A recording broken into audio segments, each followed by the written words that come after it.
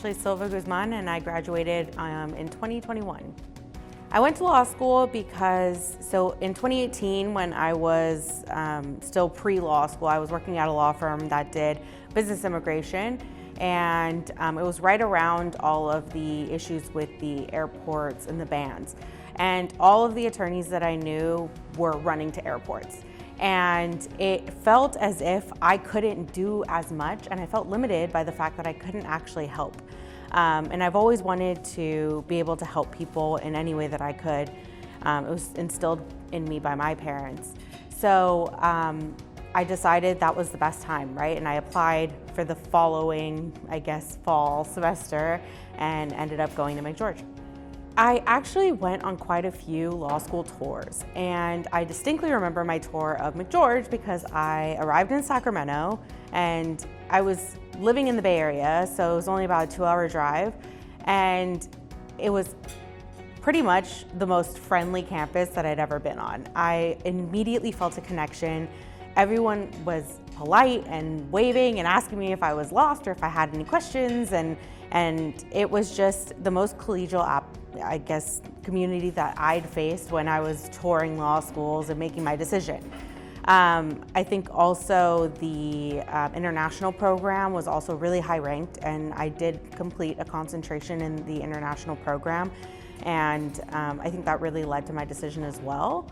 Outside of that, I really liked the focus on diversity and specifically Professor Levine's work on sexual orientation and gender identity, another class that I really enjoyed and took in my final year of law school.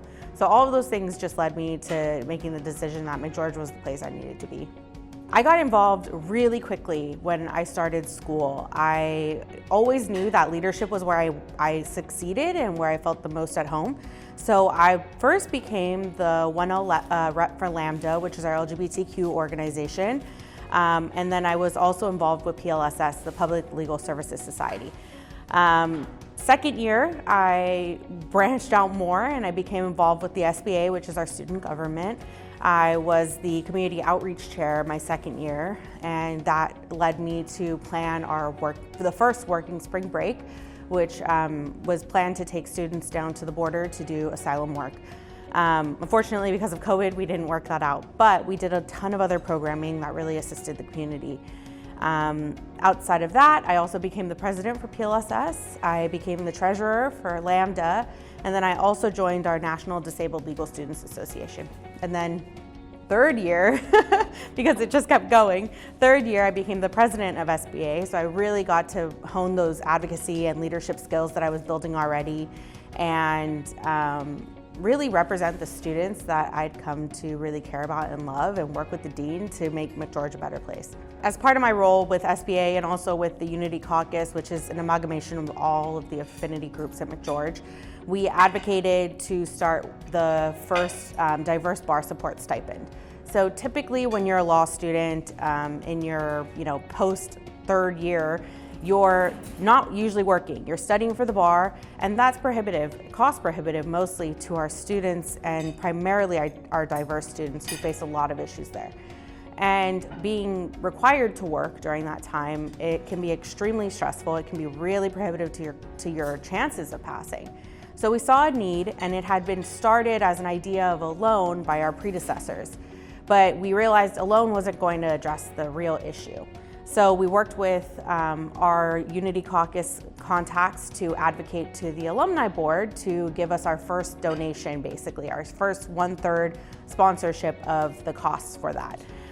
Dean Schwartz helped with getting a more transformative gift after that, and we were able to actually start giving out grants that very first year. So it really changed the scenery for some really deserving students, and it was amazing for my career to be able to start off, what became my legal career with being able to help others to join as well. So now I'm an employment attorney. I represent plaintiffs primarily in wrongful termination and wage and hour claims in pre-litigation. So it's a lot of negotiating. It's a lot of trying to find alternatives to to going to trial, which also can be very cost prohibitive to people, can be time prohibitive to people, especially with a lot of the COVID delays in trials right now. So I really get to use a lot of my advocacy skills on a day-to-day basis. I get a ton of experience working with clients and getting to know what their needs are and what they really want to accomplish in a case. Taking advantage of the skill sets that you build prior to law school. And I feel like that's very large and very preeminent for students who are first gen. We have a lot of these experiences that have required us to advocate on behalf of ourselves, and we're our first clients. And so really seeing that as a strength when you're going into law school and honing that strength, because regardless of who your client is, it's all about advocacy.